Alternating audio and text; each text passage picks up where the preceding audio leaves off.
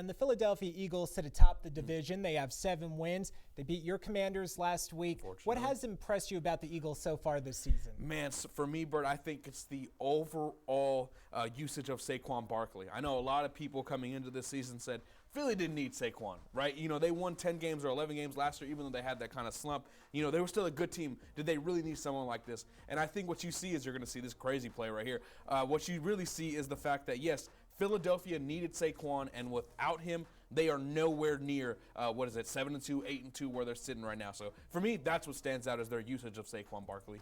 That backwards hurdle they just put in Madden 25 too, which is pretty cool. I agree with you with Saquon Barkley. I thought he would go there, and I thought he would play well. Maybe not this well. Also, he's played in all 10 of their games, and just a few quick stats. He's got 8 touchdowns on the ground, 2 through the air, and he's already got 1,100 yards rushing. Again, I thought he would make a big impact, but he is certainly proving to be a major difference maker. 1,100 yards is nuts, and we're only 10 weeks into the season, so we might have two 2,000-yard rushes with the way Derrick Henry's playing. But, you know, so let's go ahead and talk about this rivalry that's going on in the NFCs. You got Dallas. They travel to take on Washington.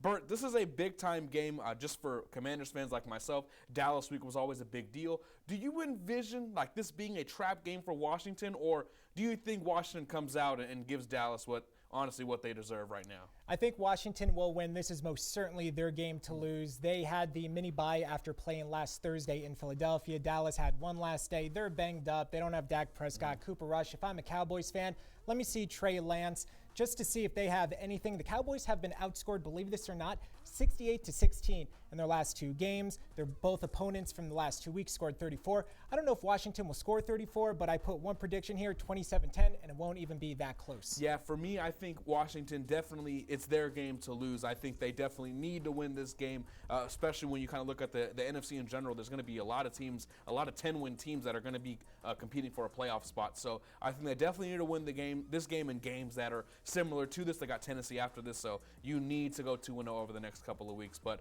let's go ahead and talk about your team, man. Go ahead. You intro what we're talking about. All right, so the Giants have benched Daniel Jones. He is now 4th string because they also brought in Tim Boyle, and they're going to go with the local Jersey guy, Tommy Cutlets DeVito, to lead the team. He won 3 games last year. Drew Lock, who was brought in before the season and was told he'd be QB2, seemed to be a little upset. But, hey, you know what? Tommy DeVito, it gives a little bit of a spark to the fan base at least. I'm looking forward to it. Like I said, he won 3 games last year. If he does that again this year, it could upset their draft position. What do you make of the move, getting rid of Daniel Jones? I like it personally. I think Jones should have been benched for a while, but he would have been benched if you guys would have just drafted a quarterback this year in the draft, this past draft. He would have been benched probably 3 or 4 weeks ago, to be honest. But the fact that you guys are moving on from him, I mean, it makes all the sense. It's never too late to move on from a bad backup. But the guy you're seeing right there is not a bad backup. Eli Manning, he's a finalist for the Hall of Fame. Bert St. Pierre, how happy did this make you, and were you at all surprised? I'm not surprised that he is nominated for the Hall of Fame. Maybe a little surprised about semifinalists, but hey, good for him. There's 25 guys that they'll choose from the modern era candidates.